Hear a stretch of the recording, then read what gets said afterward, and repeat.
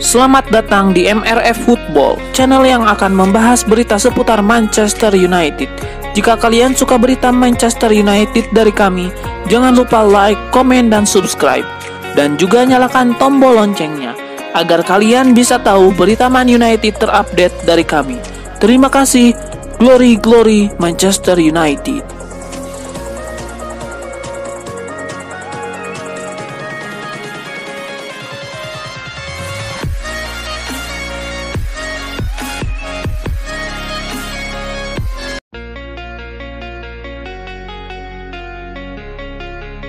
Manchester United dikabarkan sedang mempertimbangkan untuk merekrut Javi Guerra dari Valencia. Namun Valencia tidak akan menjual aset berharga seperti Javi Guerra yang memiliki klausul pelepasan 100 juta euro atau sekitar 1,7 triliun rupiah, karena kondisi keuangan klub La Liga Spanyol itu membaik menyusul penjualan pemain dan hilangnya aset. Meski begitu, banyak klub yang tertarik dengan jasa pemain berusia 20 tahun tersebut. Namun Setan Merah berada di garis terdepan setelah memberitahu sang pemain mengenai minat mereka. Man United memiliki pengintai yang mengawasi Guerra beraksi di Mestalla, tapi transfernya tidak bakal terjadi pada Januari 2024 karena kemungkinan besar di musim panas. Meski klausul rilis Javi Guerra tinggi, Manchester United memperkirakan kesepakatan bisa mencapai sebesar 30-40 juta euro. Namun Valencia kemungkinan besar tidak akan bernegosiasi pada Januari. Juara Inggris 20 kali itu akan mewaspadai Juventus yang juga mengincar Javi Guerra. Tapi klub asal Turin itu bisa tidak bersaing dengan klub raksasa Liga Inggris secara finansial.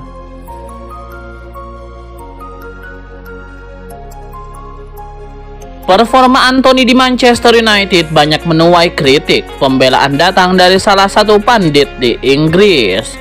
Anthony dikritik musim ini. Pemain berusia 23 tahun itu menyarankan gol sama sekali musim ini. Dari 21 penampilannya di semua ajang, dengan 16 kali turun di Liga Inggris, Anthony kesulitan menjebol gawang lawan. Hal itu membuatnya disorot. Pemain yang dibeli dari Ajax musim lalu itu dinilai gagal oleh sebagian banyak pihak. Namun pembelaan buat beberapa pemain Brazil itu tetap ada. Salah satunya dari pandit BBC, Robbie Savage. Ia menyamakan Anthony dengan Cristiano Ronaldo yang juga butuh waktu untuk bersinar. Saat ditelepon dalam program BBC Radio 5 Live 060, Savage berdebat dengan penelpon membela Anthony. Penelpon kemudian menepis anggapan Anthony berada di liga yang sama dengan Ronaldo. Savage menegaskan bahwa Anthony butuh waktu.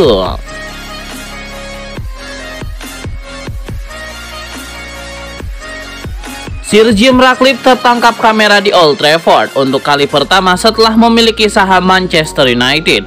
Pemilik 25% saham MU itu berada di markas The Red Devils sekitar 2 jam bertemu dengan eksekutif klub. Seperti dilansir The Daily Mail, Sir Jim Ratcliffe menggelar pertemuan di Old Trafford pada Selasa 2 Januari 2024 pagi waktu setempat setelah tiba dari stadion langsung dari bandara. Miliarder berusia 71 tahun itu berjalan bersama petugas keamanan melewati hujan dan memasuki pintu utama Old Trafford. Berbicara soal cuaca saat itu, seperti dilansir The Sun, Sir Jim Ratcliffe mengatakan, "Saya harus terbiasa dengan ini." Pada kesempatan itu, Ratcliffe bertemu dengan CEO interim MU Patrick Stewart dan COO Colette Rohe. Ratcliffe disebut bertemu dengan eksekutif MU selama 2 jam untuk berbincang. Mail Sport menyebut, Sir Jim Ratcliffe juga akan bertemu dengan Erik ten Hag dan para pemain di Carrington pada hari Rabu 3 Januari 2023 waktu setempat.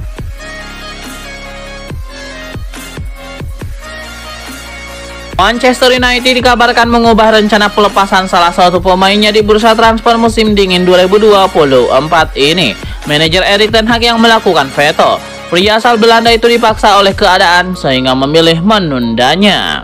Daily Mail melaporkan Erik ten Hag keberatan MU melepaskan gelandang muda Hannibal Mejbri di bursa transfer Januari 2024 ini. Sebelumnya Mejbri memang akan dipinjamkan MU ke klub lain selama sisa musim 2023-2024 ini. MU sebenarnya masih menaruh harapan besar kepada Mejbri.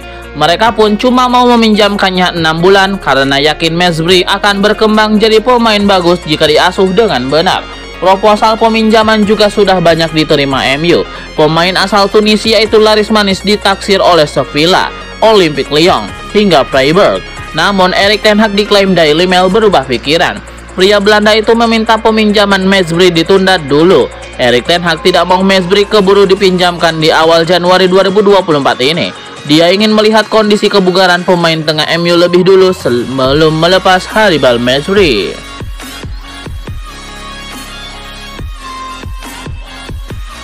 Jadon Sancho bisa disebut sebagai beban tim Manchester United. Dia tidak pernah turun ke lapangan, tersingkir dari tim inti, tapi tetap menerima gaji mingguan yang sangat besar. Menurut laporan yang beredar, saat ini Borussia Dortmund tertarik meminjam Jadon Sancho dari MU. Situasinya tidak mudah karena gaji Sancho yang sangat besar. Dortmund tidak sanggup membayar penuh. Situasi Sancho ini pun diperhatikan oleh pakar Premier League, Simon Jordan. Menurutnya, memberikan gaji fantastis untuk Sancho adalah keputusan aneh dari Manchester United.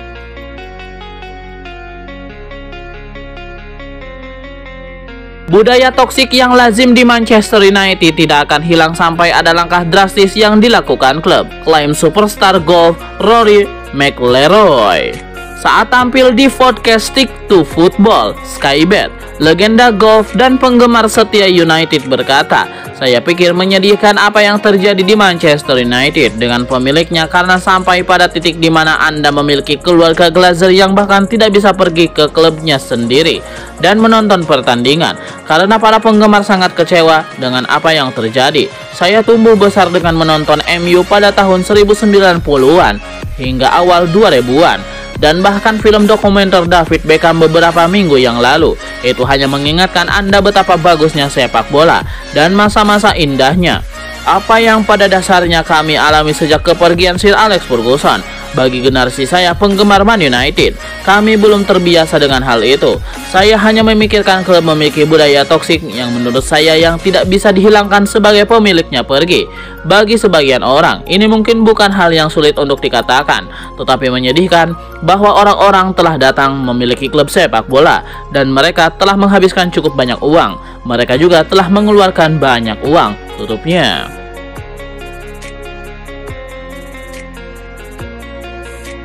Gelandang bertahan Manchester United Casemiro terus diusukan akan cabut dari Old Trafford.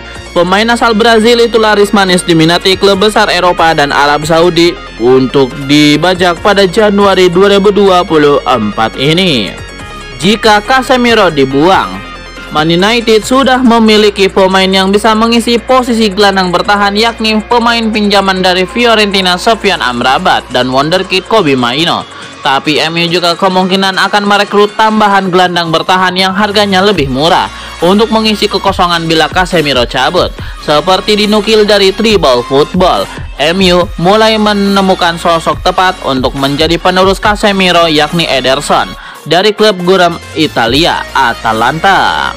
Pemain 24 tahun itu juga kebetulan berasal dari Brazil. Dia tampil memuaskan bersama Atalanta sejauh ini.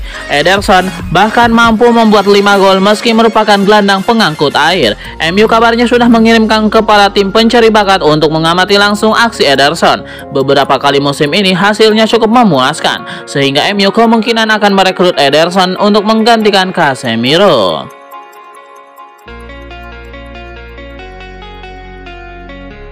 Manchester United dikabarkan telah mengidentifikasi bintang Crystal Palace Michael Olise sebagai target utama untuk merombak lini serang mereka yang goyah.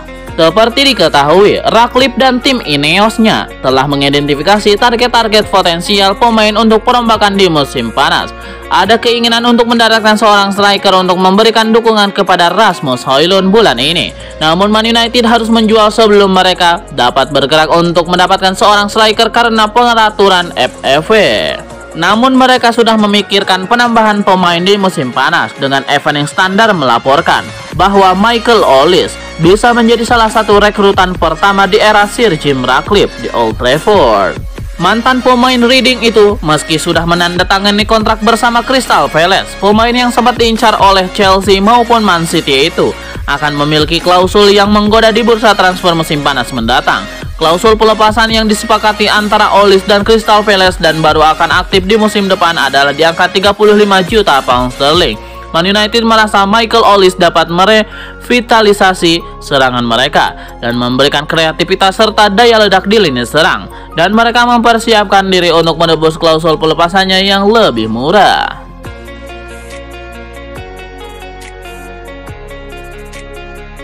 Michael Olise saat ini merupakan salah satu pemain kunci Crystal Palace. Manchester United tertarik untuk merekrut pemain berusia 22 tahun tersebut. Michael Olise sedang dalam performa terbaiknya di Selhurst Park. Dia sudah mencetak 5 gol dan 1 assist dari 9 pertandingan di Premier League musim ini. Olise dikagumi oleh investor baru Manchester United, Sir Jim Ratcliffe. Setan Merah kabarnya menjadikan Michael Olise sebagai target utama untuk meningkatkan kualitas serangan mereka. Pemain berusia 22 tahun itu menandatangani kontrak baru berdurasi 4 tahun pada musim panas lalu. Dia diketahui memiliki klausul pelepasan yang akan aktif mulai musim panas nanti. Berikut ini adalah 5 fakta menarik Michael Olise. Fakta pertama, Michael Olise lahir di Inggris. Fakta kedua, jebolan akademi Arsenal, Chelsea, Manchester City, dan Reading. Fakta ketiga, bermain di Premier League. Fakta keempat, bisa membela 4 tim nasional, di antaranya Prancis, Aljazair, Inggris, atau Nigeria. Fakta kelima, pemain serba bisa. Michael Olise bisa bermain di posisi gelandang serang, gelandang kanan, dan sayap kanan.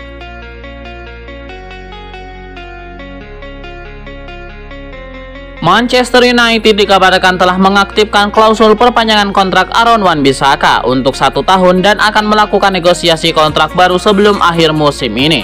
Romano juga mengungkapkan bahwa MU berencana untuk memberikan kontrak baru kepada Hannibal Mejbri, Aaron Wan-Bissaka, dan Victor Lindelof. Kontrak AWB sendiri akan berakhir pada Juni 2024 dan kini ia akan bertahan di Old Trafford setidaknya 1 tahun lagi. Perpanjangan ini dilakukan sehari setelah MU melakukan hal serupa kepada Victor Lindelof.